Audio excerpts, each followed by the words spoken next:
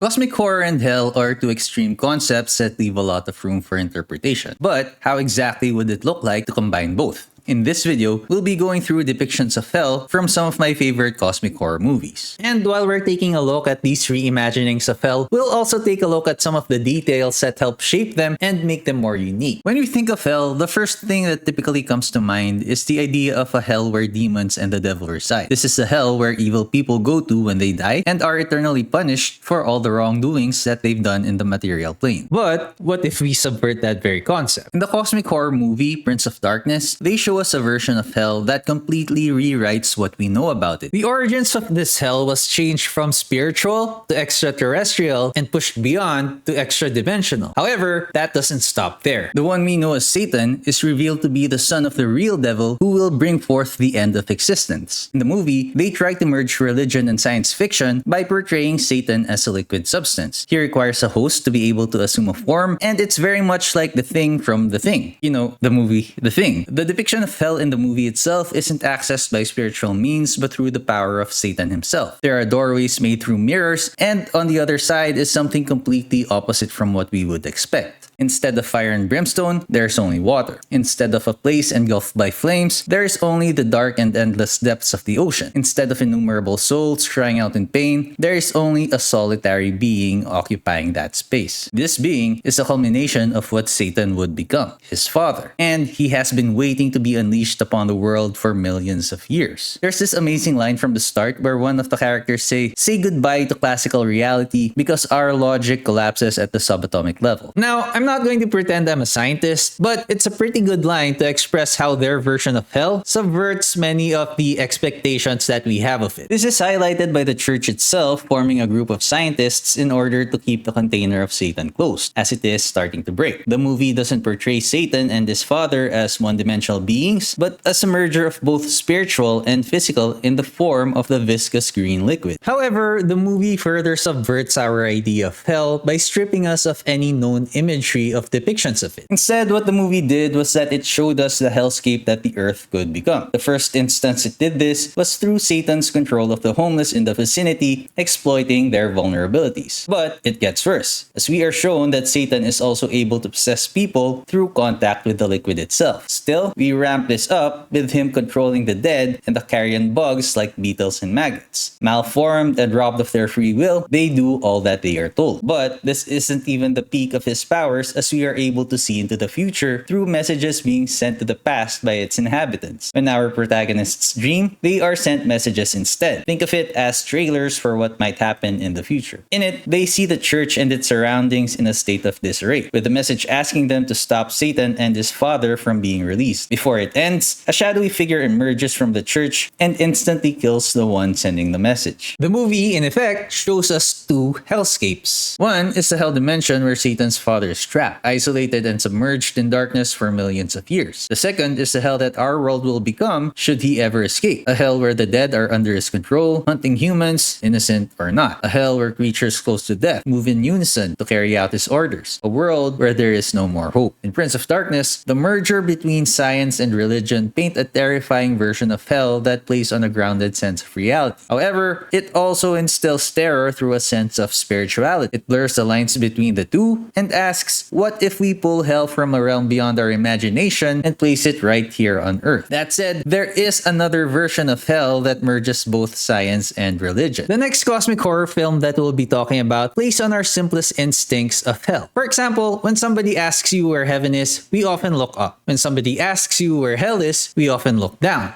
But what if both were wrong? What if instead of looking up or down, we look past the horizon instead? The event horizon.